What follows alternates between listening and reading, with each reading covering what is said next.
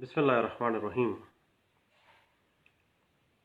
गैर कानूनी कब्ज़ा जायदाद के हवाले से हमने क्रिमिनल जो रेमेडी है special law illegal disposition act 2005 के तहत डिस्कस की। कुछ दोस्तों के साथ सिविल रेमेडीज़ के हवाले से काफ़ी अर्सा पहले कुछ गपशप हुई थी। मैंने कहा कि अपने तमाम दोस्तों के साथ सिविल रेमेडीज़ जो कि कोई भी शख्स जिसको गैर कानूनी तौर पर उसकी जायदाद से बेदखल कर दिया जाए तो कौन कौन सी सिविल रेमेडीज़ को अवेल कर सकता है, इस पे कुछ बात की जाए। याद रखिएगा कि अगर कोई शख्स गैर मनकूला इमूवेबल प्रॉपर्टी से उसकी रजामंदी के बगैर कानूनी तरीक़ाकार की बिल्कुल अगेंस्ट बेदखल कर दिया जाता है तो वो शख्स या कोई और शख्स को जो उसकी मार्फत उस कब्ज़ा की मार्फत दावेदार हो वो स्पेसिफिक रिलीफ एक्ट 1877 की सेक्शन 9 के तहत जायदाद का कब्ज़ा वापस ले सकता है, बावजूद इसके कि दावे में कोई और हकीकत आ जाए। चूँकि वो काबिज़ था, उसके कब्ज़े में मुदाखलत की गई, उसको गैर कानूनी तरीक़ेकार से बेदखल कर दिया गया। याद रखिएगा कि सेक्शन 9 स्पेसिफिक रिलीफ एक्ट 1877 के ऊपर हम पहले भी बात कर चुके। अगर आप यूट्यूब पे possession through section 9 specific relief act 1877 by Salim Yakub search मारेंगे तो वो आ जाएगा। उस पर हमने पहले भी काफ़ी साल पहले इस पर डिस्कशन भी की थी। बुनियादी तौर पे फिर बात जहन में आ गई कि ये लेक्चर नहीं है, ये गपशप है, जस्ट एक नॉर्मल गपशप। नाम सिर्फ लेक्चर का इस वजह से कि सर्च करने में आसानी रहे। देखें, साल पहले की गपशप अब आप सर्च कर सकेंगे, सेक्शन 9 स्पेसिफिक रिलीफ एक्ट 1877 की। और अगर वहाँ पे मैं लिखता कि लॉ गोसिप तो फिर सर्च करना मुश्किल हो जाना था। इसलिए बड़े मजबूरी, कई दोस्तों को बुरा भी लगता है कि यार ये बंदा गपशप लगाता है और लेक्चर का नाम देता है लेक्चर। में ये हैसियत क्या, मैं तो अपने बेड पे बैठा हूँ, छुट्टी का दिन एंजॉय कर रहा हूँ। तो बात चल रही थी सेक्शन 9 स्पेसिफिक रिलीफ एक्ट 1877 की कि किसी शख्स की ऐसी जायदाद पर अपना हक साबित करना और कब्जा दोबारा हासिल करने के लिए कोई चीज़ इस पे को मना नहीं करती। हत्ता कि कानून कहता है कि इलीगल डिस्पोजेशन एक्ट की कार्रवाई चल रही हो तो उसके साथ वो सिविल रेमेडी भी अवेल कर सकता है। इस हवाले से landmark judgement 2016 SCMR page 1931 Sheikh Mohammad Naseem case है और बड़ा इम्पोर्टेंट केस है, ज़रूर देखिएगा। याद रखिएगा कि सेक्शन 9 स्पेसिफिक रिलीफ एक्ट 1877 का मकसद ये है कि लोग कानून को अपने हाथ में लेकर किसी गैर मनकूला जायदाद के ऊपर जबरन किसी को बेदखल करने से, जबरन कब्जा करने से पास रहें, ख्वाह ये जायदाद उनकी मलकियत ही क्यों ना हो। भाई, अगर आपने मलकियती आपकी जायदाद है, कब्जा लेना है, कानूनी तरीक़ेकार से लेना। खबरदार अगर गैर कानूनी तरीक़ेकार से कब्जा लिया, ये है मकसद। अब किसी को बेदखल करने के लिए हमेशा कानून कहता है कानून का सहारा लिया जाए। कानून से बालातर कोई नहीं है। ये बात वैसे आपस की बात है, कहते हुए अंदर से एक टीस सी पड़ती है, वैसे है नहीं, लेकिन चले हम मानते हैं कि कोई भी मावराए कानून नहीं है, क्योंकि कानून की बालादस्ती कायम रहनी चाहिए और अवामुन्नास लड़ाई झगड़ों से और इख्तलाफात से और राइट ऑफ प्रॉपर्टी जो आर्टिकल 23 आर्टिकल 24 सेफगार्ड फ्राहम कर रहा है कॉन्स्टिट्यूशन ऑफ पाकिस्तान 1973 का, हर बंदे की जायदाद महफूज रहे, उसका कब्जा महफूज रहे। अब सेक्शन 9 स्पेसिफिक रिलीफ एक्ट 1877 का दावा दायर करने के लिए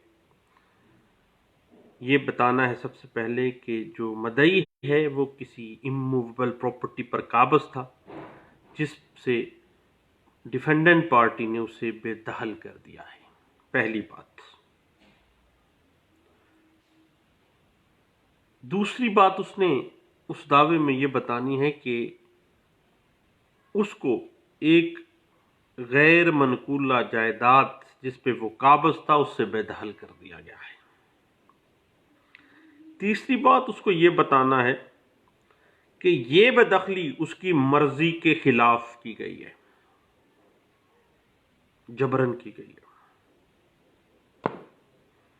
और चौथी चीज उसको बताना है कि ये जो बेदखली है ये कानून के जो स्टैचूट लॉ हैं, जो सेटल्ड लॉ है, उसकी खिलाफ वर्जी में मैं वहां पर काबज था और मुझे बेदखल कर दिया गया। ये चार चीजें उसको सेक्शन 9 स्पेसिफिक रिलीफ एक्ट 1877 में अपना कब्जा वागजार करवाने के लिए बतानी पड़ेंगी दावे के अंदर। इस हवाले से एक लैंडमार्क जजमेंट है सुप्रीम कोर्ट ऑफ पाकिस्तान की, पढ़ने के काबिल है भाई। जब भी सेक्शन 9 का दावा करें तो फिर इसको जरूर पढ़िएगा। मेरे जैसा नालायक बंदा नहीं पढ़ता तो फिर तंग भी होता है, जलील भी होता है।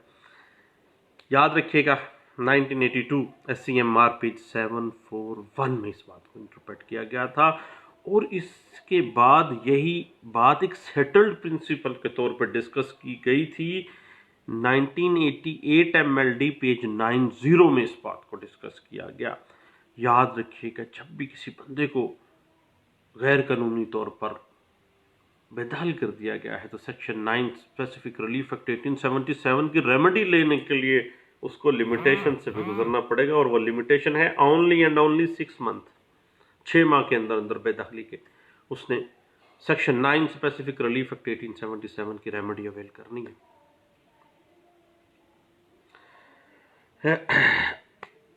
अब अगर हम देखें तो सेक्शन 9 स्पेसिफिक रिलीफ एक्ट 1877 के तहत दादरसी का जो मुस्तहिक बनने के लिए उस मदई को यह साबित करना है कि वो जायदाद पर काबज था, मुद्दा अलैह ने उसे गैर कानूनी तरीक़ाकार से महरूम कर दिया है कब्जे से, और कब्जे से जिस दिन उसको कब्जे से डिस्पोजेस कर दिया गया है, ये suit under section 9 specific relief act 1877 वो 6 माह के अंदर अंदर वो अदालत में आ गया है। लिमिटेशन का ध्यान रखिएगा। सेक्शन 9 बड़ा टेक्निकल सी बात है। वैसे मैं टेक्निकल सी कह रहा हूँ, लोग टेक्निकल नहीं कहते, क्योंकि बड़े वकीलों के लिए ये टेक्निकल नहीं है, मेरे जैसे नालायकों के लिए ये हो सकता है टेक्निकल है, और है भी वैसे ये टेक्निकल सी बात। लिमिटेशन जो है ख्वाब mix question of fact and law है, लेकिन जब आप सेक्शन 9 स्पेसिफिक रिलीफ एक्ट 1877 की रेमेडी अवेल करने जाते हैं तो ये समझिएगा कि ये भी एक अहम इंग्रेडिएंट है इस सूट को फाइल करने का। क्योंकि ये बात अगर इंटरप्रिटेशन इसकी देखनी हो तो PLJ 2000 supreme court of Pakistan page 1894 में इस बात को इंटरप्रेट किया गया था। उसके बाद सेक्शन 9 स्पेसिफिक रिलीफ एक्ट 1877 में टाइटल वाला तो मामला डिस्कस ही नहीं होगा,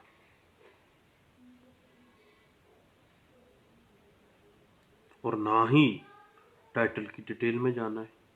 नेचर देखें, नेचर है सेक्शन 9 की कि एक बंदा काबज था, उसके कब्जे में मदाखलत कर दी गई, उसको बेदखल कर दिया गया है। अब टाइटल का मामला सेक्शन 9 में डिस्कस नहीं करना भाई, ये नेचर है इस सूट की। हत्ता कि मैं फर्ज करें एक गैर मनकूला जायदाद पर कानूनी काबज नहीं हूं, असली मालिक आके मुझे, जिसके पास टाइटल है उस प्रॉपर्टी का, मुझे बेदखल कर दे, बेदखल करे डंडे मार के, क्या वो कर सकता है ऐसे? Section 9 specific relief act 1877 civil remedy में उसको बार कर रहा है, ना भाई तुम ऐसा नहीं कर सकते। तुम डंडे मार के किसी को बेदखल नहीं कर सकते। उसके लिए कानून का सहारा लेना पड़ेगा आपको, बेदखली में जाओ भाई।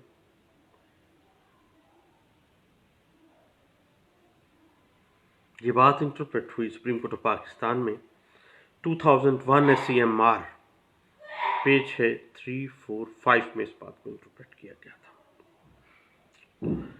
अब बात आ जाती है को शेयरर्स के खिलाफ। शरीक खाता एक ही खाते के मुख्तलिफ पार्टनर्स जैसे होते हैं, इस तरह शरीक होते हैं। अब एक शरीक मालक जो कब्जा रखता है उसको दूसरा शरीक मालक कब्जे से महरूम नहीं कर सकता, क्योंकि अगर वो ऐसा करना चाहता है तो कानून कहता है उसको पार्टीशन सूट फाइल करना होगा या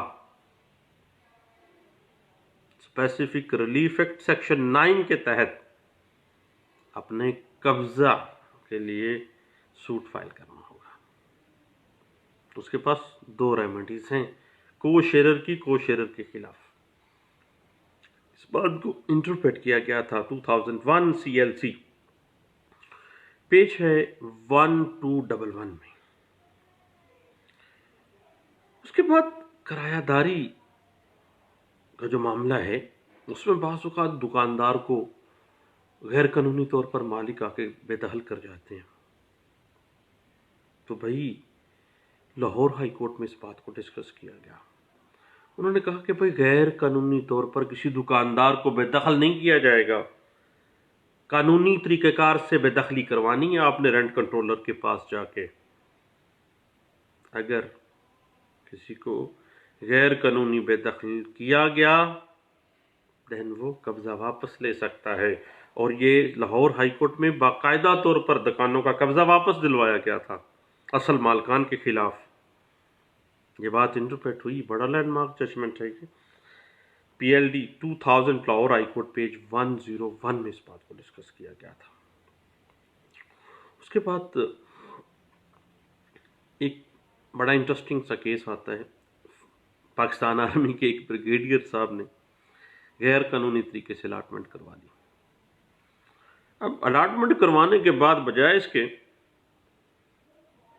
इसके कि वो बंदा गैर कानूनी अलाटमेंट करवा ली है, वो बंदा बाकायदा पोजेशन लेगा, कानूनी तरीकेकार से लेगा।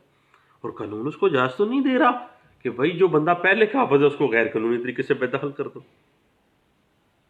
कर दिया साहब ने, ब्रिगेडियर थे आर्मी में, लेकिन फिर कानून हरकत में आया। सेक्शन 9 स्पेसिफिक रिलीफ एक्ट की रेमेडी अवेल की। अलबत्ता टाइम तो लगा उस बेचारे को, जलील ख्वार तो हुआ होगा, लेकिन कब्जा वापस मिल गया उसको। और ये बात इंटरप्रेट हुई थी NLR 2004 revenue supreme court of Pakistan का ये फैसला पेज 122 में इस बात को डिस्कस किया गया था। अब बात आ जाती है राइट ऑफ प्रॉपर्टी। एक अहम हक है, यानी कानून कहता है कि पाकिस्तान का हर शहरी प्रॉपर्टी रख सकता है, यूज कर सकता है, उसको डिस्पोज ऑफ कर सकता है और उसको सेफ गार्ड हासिल है। आर्टिकल 23-24 ये कह रहा है। लेकिन आर्टिकल 4 कॉन्स्टिट्यूशन ऑफ पाकिस्तान 1973 जो है वो कहता है कि हर शहरी की आज़ादी, उसकी इज्जत, उसकी शोहरत और उसका जो रोज़ी रोटी है, उसकी जो जायदाद है, माल है, वो बहुत अहम है। और किसी भी ओहदेदार को, किसी गवर्नमेंट की अथॉरिटी को ये हक हासिल नहीं है कि वो कोई ऐसा कदम उठाए जिसकी वजह से कानून पशेपुस्त चला जाए और लोग जलीलो ख्वार हो जाएं, उनकी आज़ादी स्टेक पे लग जाए, उनकी जायदादें स्टेक पे लग जाएं, उनकी इज्जतें स्टेक पे लग जाएं। हर शहरी को कानून तहफ़्फ़ुज़ दे रहा है। अब मुतनाज़िया प्रॉपर्टी अगर है, बाज़-औक़ात ये LDA कहता है कि जी मेरी प्रॉपर्टी है, तो भाई सरकारी मुलाजिम कभी किसी को गैर कानूनी तरीके से बेदखल नहीं कर सकता। कानून का सहारा लेना होगा उसको बाकायदा तौर पर। अगर वो गैर कानूनी तौर पर किसी शख्स को सरकारी एहलकार इस बात की अपील लेके कि ये तो LDA की ज़मीन है, ये तो GDA की, ये तो पंजाब गवर्नमेंट की ज़मीन है जनाब, अब उसको भगा देते हैं पुलिस ले जाके, तो वो बंदा सेक्शन 9 स्पेसिफिक रिलीफ एक्ट 1877 की अगर रेमेडी अवेल करके कब्जा वापस ले सकता है, ख्वाह वो ज़मीन LDA के नाम पर होती है। वापस दिलाया गया था कब्जा, और इस बात को इंटरप्रेट किया गया PLD 2004 लाहौर हाई कोर्ट का फैसला और पेज 86 में, और यही बात एक सेटल्ड प्रिंसिपल का दर्जा हासिल कर गई कि भाई कभी किसी को गैर कानूनी तरीक़ेकार से उसकी ज़मीन से बेदखल नहीं किया जा सकता। अगर किया जाता है तो वो सेक्शन 9 स्पेसिफिक रिलीफ एक्ट की रेमेडी अवेल करेगा, बावजूद इसके कि उसका टाइटल नहीं है। टाइटल का क्वेश्चन सेक्शन 9 में नहीं लेना आपने। इस बात को इंटरप्रेट किया गया था 2000 YLR पेज 2163 में और 2000 YLR पेज 597 में। अब गैर कानूनी तरीक़ाकार से किसी की प्रॉपर्टी पे कब्जा कर लेना एक ऐसा घिनौना फेल है जिसकी क्रिमिनल जो रेमेडीज़ हैं उसके ऊपर हमने डिस्कशन तो की, और आज हम सिविल रेमेडीज़ के हवाले से कुछ बातें कर रहे हैं। और इस हवाले से आप लाजमी YouTube पे भी सर्च कीजिएगा, आपको वहाँ पे साल 2 साल पहले की कोई ना कोई मुझे याद है कि मैंने कुछ डिस्कशंस की थी, वो आपको मिल जाएंगी, उनको भी देख लीजिएगा। मज़ीद इस पे हम डिस्कस करते रहेंगे civil remedies for possession illegal dispossession के हवाले से सेक्शन 9 सेक्शन, उसके बाद 8 में जब ऑनरशिप एक बंदे के पास है तो फिर वो सेक्शन 9 के बजाय 8 में आएगा। और उसके अलावा मज़ीद जो रेमेडीज़ कानून हमें देता है हम डिस्कस करते रहेंगे। बाज़ प्रॉपर्टी का काम करने वाले दोस्तों को गिला भी होगा कि यार इस तरह की बातें नहीं करनी चाहिए, लेकिन वही देखें इल्म है, जो चीज़ें मेरे पास हैं, मेरे रजिस्टर में है। वकील का रजिस्टर एक पब्लिक प्रॉपर्टी होता है और छुपा छुपा के इसको नहीं रखना। हकीम मर जाता है नुस्खे साथ ले जाता है और मरीज़ बेचारे वैसे ही परेशान रहते हैं। तो भाई कोशिश करें आपके नॉलेज में जो चीज़ आए फौरी तौर पर उसको शेयर करें, दोस्तों को फैलाएं, दोस्तों को बताएं। मुझे याद है कि 2015 में मैंने फेसबुक पे साइटेशंस लगाने का सिलसिला शुरू किया, तो यानी जो भी साइटेशंस पढ़ते थे या जो भी हवाला पढ़ते थे किसी कोर्ट का, फौरी उसको इन हिसाब छोटे से समरी बना के पेश करते उधर भेज देते थे।